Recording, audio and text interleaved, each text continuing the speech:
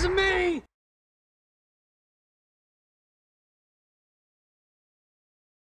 Hello, I'm Doc Owen with Action Figure Times, and it's Matty questions time again. And guys, thank you all so much for all your questions. I know, especially Puckcase, he can add 2 or 3 at one clip, but we've got several guys on the site that have really pitched in and asked some good questions. And keep those questions coming in. I greatly appreciate it.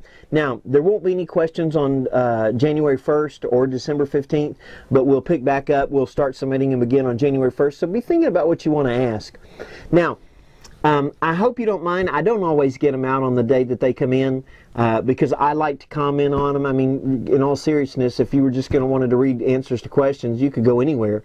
But sometimes I like to, so we can kind of talk about it. Now, here's first question. This was a very, very good question, and I'm trying to remember whether it was Beach Boy that asked this.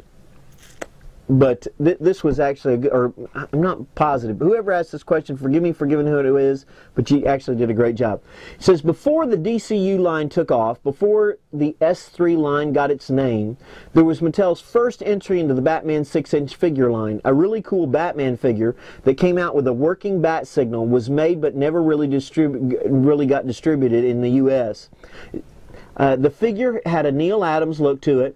If I remember correctly, Mattel should think of reissuing this figure in accessory. All the molds are there, just make more.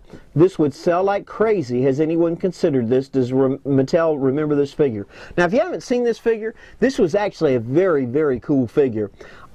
It's kind of like in the S3 type packaging, but it had a bat signal with it. Now, you couldn't get it here. In fact, last one I saw on eBay, I think it was like 500 bucks. Of course, nobody was buying at that price. Besides that, did you see the crazy JLU price they got for a JLU Toyman, one of the Chinese ones? It was like 600 bucks. Isn't that crazy? Oh, wait a minute. Let's go with Mattel's answer. It says, it's a great suggestion. Keep your eyes peeled in 2012 and you might find something similar.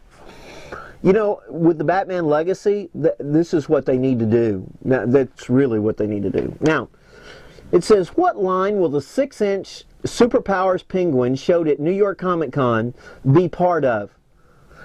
And this is their answer. It's not me. There was a Superpowers Penguin in the case? Okay. With all of the talk of incompetence at Mattel, of all the different things that people say that they're incompetent about, do we really want to get cute with this, acting like you don't even know what's in your case? And this wasn't just at our site. Other sites have got the same answer. Cute doesn't come off when you've got people already ticked at you. If you didn't see it, it is a very, very cool looking penguin. But anyway. Okay, when is the earliest you might review? In fact, if you want to see it, Toy God's got a picture of it somewhere on the site. When is the earliest that you might reveal anything about the new 6-inch DCU rebranded line, name of the line, and the first few figures, etc.? Well, LaFreeze was revealed at New York Comic Con. The rest of the figures in the first mix was just revealed on MattyCollector.com, Superboy Prime, Flashpoint, Plastic Man, and Batman Beyond. Check out the site for more info on these images. Yeah, I think we talked about that. This is in the last one. I might be a little bit behind here. They're calling them the All-Stars, which I think is stupid.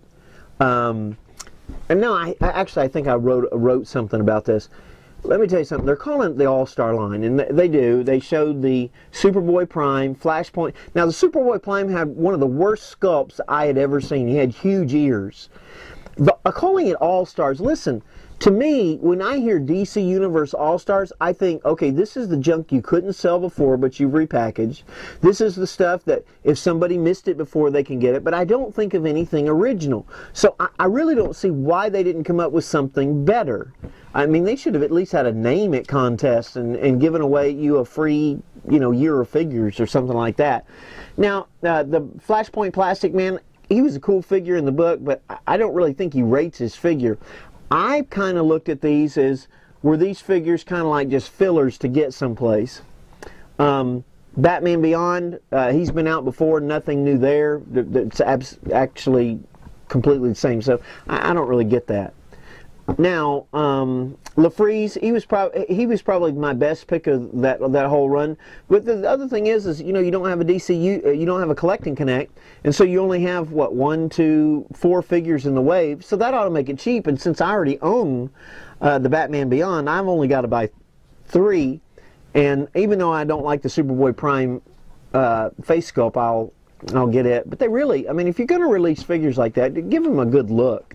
Hey, I mean, one of the 3, and I think I made a comment about this, one of the great things about Superboy Prime for me, even though to me he got overused and things, one of the great things about him is that he looked just like Superboy. The Superboy we all grew up with, and he's just going around toasting all these people. Literally, in some cases. Now, any reveals for the DC-UC sub on the horizon? The first oversized figure besides Metron would be a fantastic way to get fans excited about this sub. The upcoming figure will be revealed on MattyCollector.com. Stay tuned. There's kind of nothing with that, I guess. Is there any change in the outlook for JLU? Have sales been better? Have you factored in the fact that Stripe became very hard to locate on the site? I don't know about you, but I had several people writing me after they saw my review of Stripe and said, we can't find it. They do a search for it and couldn't find it. They little by little fixed it, but I knew people that wanted the figure that couldn't go buy it. Which I guess they're glad they did, because on the JLU sale, I think it was like 10 bucks. This was their answer. We know that there is a group of fans who love JLU. We have the JLU 7-pack on sale on 11/15, so that came out the same day these came out. So be sure to check that out on MattyCollector.com and get yours. If you haven't seen the review, you really ought to. He says, we will have some JLU news to announce for 2012 as well, so stay tuned. The only thing that can mean is that they're going to do something. I can't see them saying, wait for JLU 2012. They're canceled. I mean, I just don't see it. So I'm figuring they're going to release the figures they've already got tooled, which will make some people very, very unhappy because, like I said, that JLU Toyman I saw selling for 600 bucks.